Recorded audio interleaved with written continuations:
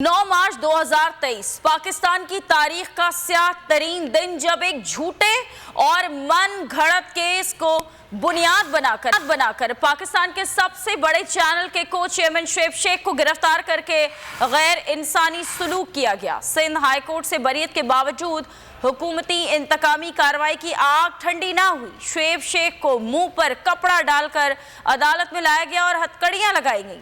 बिना किसी नोटिस और वारंट के इस्लामाबाद में उनके घर पर धावा बोला गया और दौरान हिरासत इलाज की सहूलियात से भी महरूम रखा गया।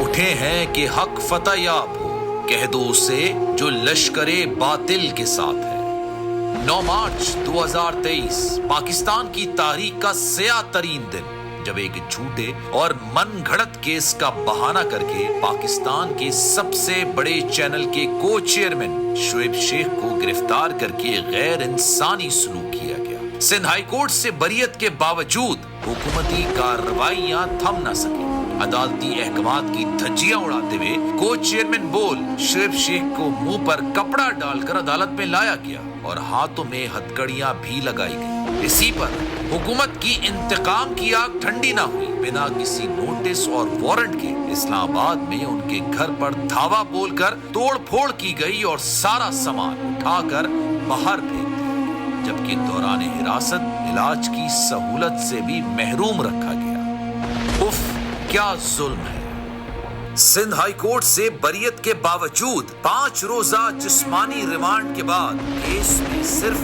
जमानत ही मिल सकी। क्या हक और सच की आवाज बुलंद करना बोल का जुर्म है? ना कोई फिरौन झुका सका, ना कोई कारून खरीद सका। हुकूमत के ये ऊंचे हथकंडे को चेयरमैन बोल शुएब शेख के हौसलों को पस्त नहीं कर सके और बोल एक नए अज़्म के साथ सच और हक के इस रास्ते पर खड़ा रहेगा।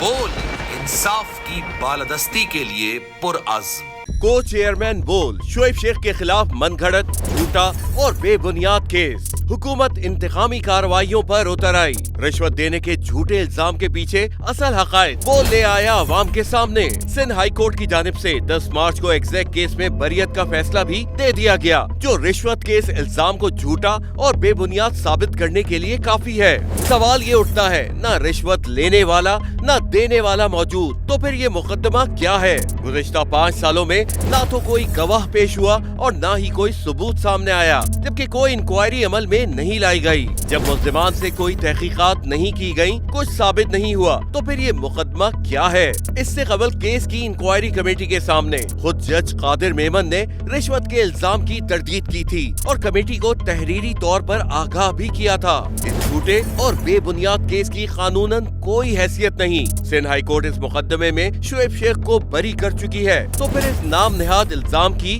कानूनी हैसियत क्या है? बोल इंसाफ का मुंतजिर है।